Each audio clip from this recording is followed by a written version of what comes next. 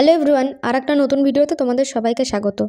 রোজকার বাঁধা ধরা কাজের বাইরে গিয়ে আজকে একটু অন্যরকম পদ্ধতিতে কিছু করে তোমাদেরকে দেখাবো। তো চলো দেখে নাও।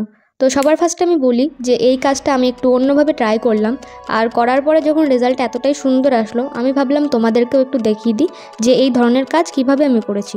তো সবার ফার্স্টে আমার একটা প্যাস্টেল পেপার দরকার। যে কোনো পেপারে কিন্তু এই কাজ হবে না, তোমাদেরকে প্যাস্টেল পেপারই ইউজ করতে হবে, সেটা তোমরা যে কালারই ইউজ করো না কেন। আমি এখানে প্যাস্টেল পেপারটা গ্রিন নিয়েছি, যেহেতু কথাকলির ওপরে করব, তো প্যাস্টেল পেপারের যে বেস কালার সেটাই আমি গ্রিন পেয়ে যাব। সেই ক্ষেত্রে আমি এই স্ট্রোকের কাজটা খুব ভালো করতে পারবো। আর এখানে আমি আউটলাইন করার জন্য ব্যবহার করব এই কালার পেন্সিল ব্রুস্টার কোম্পানির। তো সবার প্রথমে বলি যে আমার কাছে একটা ফোন থাকার কারণে আমি রেফারেন্স দেখে ড্র করছিলাম, তো সেই কারণে আমি এই ভিডিওটা দিতে পারিনি। ফটো দেখে নাও কীভাবে আউটলাইনটা করেছি।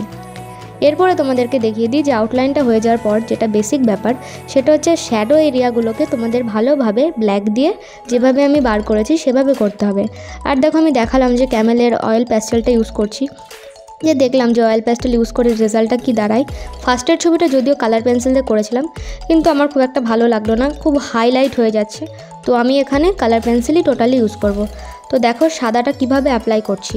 এখানে কিন্তু আমি বিভিন্নভাবে পেন্সিলটা চালাচ্ছি না, একবার ওপর থেকে নিচ, নিচ থেকে ওপর, এরকম না, শুধু একদম পাশাপাশি পেন্সিলটা চালাচ্ছি। তোমাদেরকেও ঠিক এইভাবেই একই ডাইরেকশনে পেন্সিল চালাতে হবে, এটা হচ্ছে এই কাজের নিয়ম। তো রেফারেন্সটা দেখে আমি পুরো এরকমই করলাম। তো এখানে সেরকম অন্যরকম কিছু ছিল না, জাস্ট ওইভাবেই পেন্সিল অ্যাপ্লাই করে। তো শুধু তোমাদেরকে যেটা বলার সেটা ফার্স্টেই বলেছি যে শ্যাডোটাকে ভালো করে ধরতে হবে। দেখো ব্ল্যাক এরিয়ার শ্যাডোগুলোকে আমি ধরে নিয়ে তারপর টুকটুক টুকটুক করে যে লাইট এরিয়াগুলো আছে সেগুলোকে বার করেছি। তো টোটাল একটা টিউটোরিয়াল ভিডিও দেবো, এটা জাস্ট একটা নর্মাল ভিডিও দিলাম যে কীভাবে এই কাজটা করতে হয়, জাস্ট কিছুই না, স্ট্রোক অ্যাপ্লাই করে। তো এখন লাস্টে একটু হাইলাইট করছি আর লাস্টে সিগনেচার।